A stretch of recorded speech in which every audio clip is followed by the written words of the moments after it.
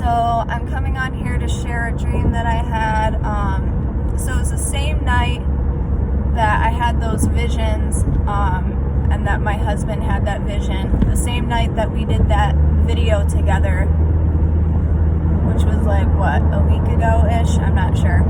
So that same night, I had a dream where I got to see a bit of what's going to happen after the rapture. So, and there was a little warning in there, and then some other details I'm going to share with you guys. So, in the dream, I was with my 2 children, and I knew that this was kind of an observant type dream. There was a warning in there for me personally to kind of pay attention to and be cautious of, which I'm sure could help many of you as well. And then, and then I got to see some stuff after. It was a little nuts. So anyway, I was at this big building. It looked almost like the White House, but I know it wasn't the White House. It was wider, it was off-white, and it had this like almost, I don't know, it was really fancy looking. It was kind of fancier, and it was wider, and there were more pillars, I think. But anyway,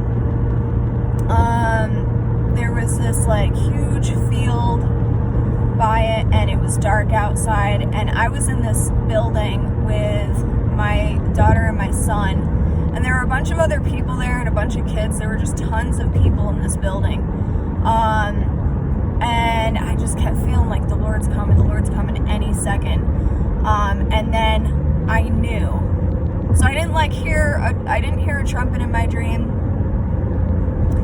It wasn't like that, but I just knew in my spirit that the Lord was there, and I was like, I think I might have been yelling that he was there, and I turned around to find my one friend to make sure that my friend was running out with us, and that was a warning. So when I did that, I was running back looking for my friend, and halfway towards running to find my friend, I felt this feeling inside like, oh my gosh, I'm not supposed to do that. Like when the Lord comes, we run out to him. We're not to be worrying about other people. Like, it's basically every man for themselves. I know it sounds kind of horrible, but like it really is.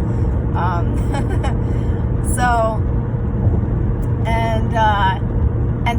in this dream, I missed it, and I was like getting all panicky. I was like, oh my gosh, like I never should have turned around looking for my friend, which that really kind of stood out to me because I can take things a little too far sometimes, worrying about the people that I love, and trying to help them, and like if I see them doing things, I'm like, oh my gosh, this is like worldly, get it together, like the Lord's coming, we need to be watching.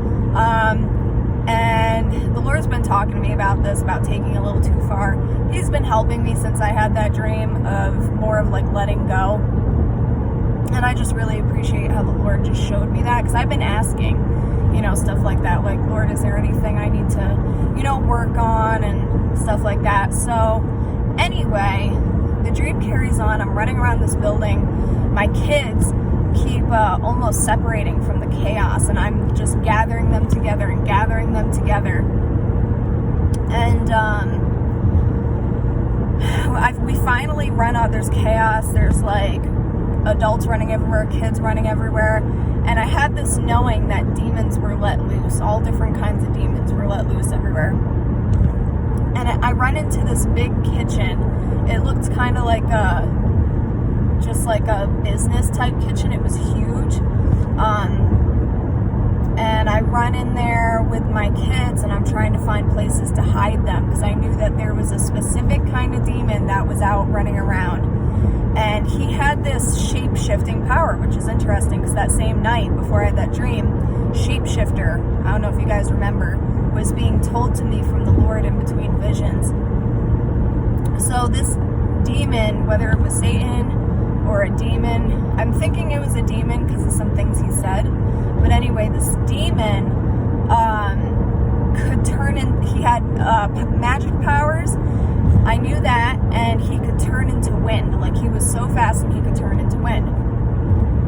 So this demon comes in, and I'm like, oh man, it's too late. Like, I was sitting there trying to hide my kids, but it was too late. He comes in, and he's like, I need your children, or one of the children, or something like that. And I was like, yeah, no, that's not gonna happen. You're gonna have to take me instead. And he kept trying, and he was super fast, y'all. Like, he could turn to the wind. He kept trying to, like, get to my kids, but I kept standing in front of them and blocking them. And then finally, he's standing across the room, and my children were behind me, just terrified, shaking in fear, and they ran off. And a part of me was, like, so happy that they escaped, but then a part of me was, like, a little concerned because I knew there were other demons loose, like, running around. And also because I wasn't with them. But I was just happy that they got away. So I'm like, all right, so, you know, this is crazy. Let's see what happens. And the demon, or he looked like a guy. He didn't look like an actual demon, but I knew that he was. He was evil. He had powers. I knew demons were loose, all that stuff. And he just said to me, he pulled out a knife, and he's like, the master wants a child. And he turned into the wind and flew up behind me. Oh, sorry guys. He turned into the wind and flew up behind me and started, like, rapidly pulling all the layers of my shirts up. And then he tried stabbing me in the stomach with this knife. And I just had this feeling like that I was possibly about to die. So I look up at the ceiling with tears in my eyes and a smile, and I just said, Jesus, I love you. Just kind of preparing to die. But I had such a peace, and those were the last words that I guess I said, was, Jesus, I love you. But the knife was bouncing off of my stomach, and he couldn't kill me. But then I woke up from the dream. So that was it for that dream. That was really interesting. I freaked out a little bit after having it. I was like, oh my gosh, am I going to be left behind? And, but no, I took it to the Lord, and the Lord keeps reminding me, because he told me about a year ago that he was going to show me things, and have some angels reveal things to me also, but he said that I was going to see things, and some were going to be great, and some were not going to be, and not to fear. And, you know, just the fact that in that dream, like, the fact that I was looking up at the ceiling with tears in my eyes and a smile on my face, and just said, Jesus, I love you, and was almost looking forward to, you know, possibly being killed and seeing my Lord. As morbid as that may sound to some of you, I don't know, that's just me. But, yeah, so, you know, the Lord just really calmed me through that, and I was like, I just knew that I don't need to fear. I need to walk with him. There's some things I need to let go of. Yeah, like, that was definitely a warning that I'm putting too much of a concern on, you know, other people, like worrying about other people and where they're at and if they're gonna, you know, make it. And I feel like the Lord was just giving an example, like, listen, when I come, you run out to me. You don't turn around looking for other people, or, you know, wondering if someone else has got it together. So that was a good warning, and thank you, Abba. I appreciate it. I'm getting it together. So just wanted to share that with you guys. And yeah, God bless, guys.